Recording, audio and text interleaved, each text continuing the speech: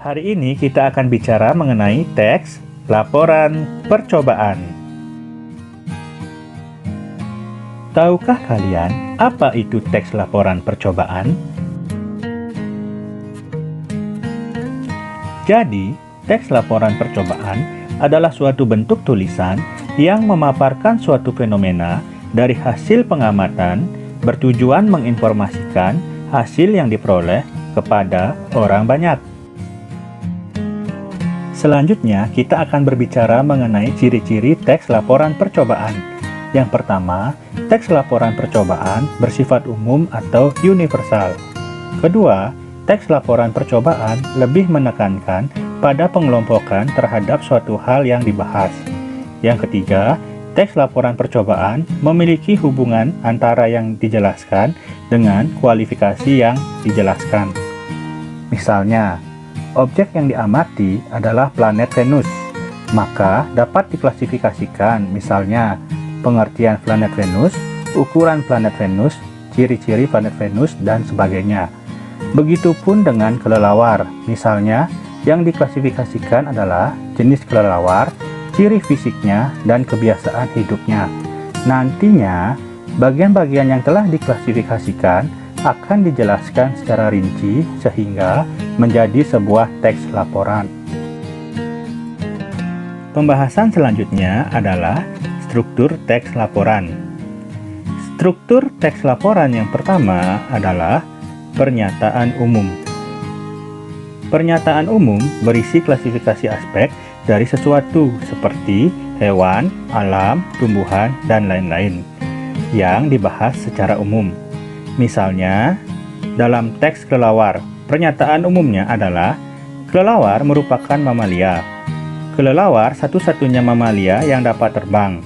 Ada lebih dari 1000 jenis kelelawar seperti kelelawar vampir, kelelawar telinga panjang, kelelawar ekor 3, dan kelelawar buah.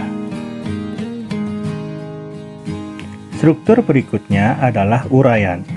Uraian menggambarkan sesuatu yang dibahas secara rinci, bagian per bagian, kebiasaan atau kebutuhan hidup makhluk hidup, dan penggunaan bahan dan alat, perilaku alamiah, dan hal khusus. Misalnya, dalam teks kelelawar, uraian yang dibahas yang pertama misal dari segi penampilan. Kelelawar tampangnya mirip tikus. Saat terbang bersama, kelelawar seperti tikus terbang. Lalu, dibahas mengenai kebiasaan makan.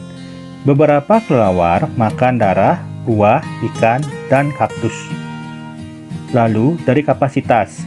Kelelawar dapat mendengar dari jarak 1 km. Mereka jenis nokturnal.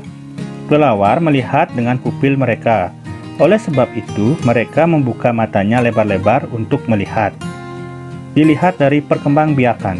Misalnya, kelelawar memiliki bayi. Kelelawar menyusui anaknya. Selama setahun, kelelawar memiliki 3 bayi. Selanjutnya, unsur-unsur kebahasaan. Yang pertama, aspek umum atau generik. Aspek yang memiliki makna dan cakupan pemakaian yang luas.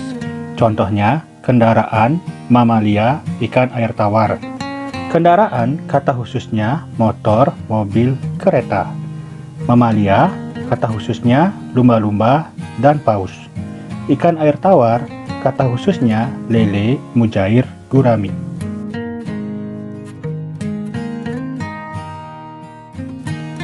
Selanjutnya, kata tugas adalah kata yang memiliki makna gramatikal atau makna yang berubah sesuai konteks, sehingga makna kata tugas akan menjadi lebih jelas jika dikaitkan dengan sebuah kalimat.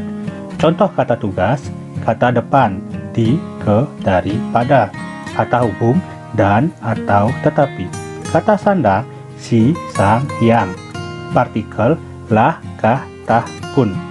Contoh dalam kalimat, xilem dan floem adalah sel tumbuhan.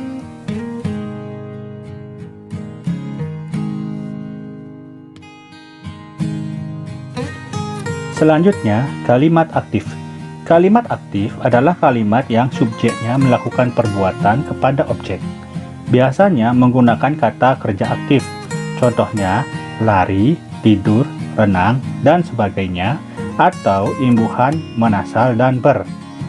Contoh, peneliti memasukkan zat asam ke daging. Peneliti sebagai subjek, memasukkan sebagai predikat, dan zat asam sebagai objek. Pada kalimat tersebut, peneliti yang merupakan subjek melakukan tindakan kepada zat asam yang merupakan objek. Selanjutnya, uraian kegiatan. Uraian kegiatan biasanya terdapat dalam prosedur atau cara kerja yang terdapat dalam teks laporan percobaan. Contohnya, pertama, siapkan alat dan bahan yang diperlukan untuk melakukan percobaan. Kata pertama merupakan urutan kegiatan.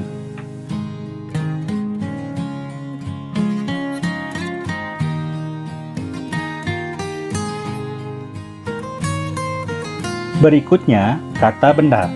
Kata benda adalah kata yang mengacu pada benda, manusia, binatang, konsep, atau pengertian. Contoh, bahan baku, ketakutan, petinju, pengadilan, dan pikiran.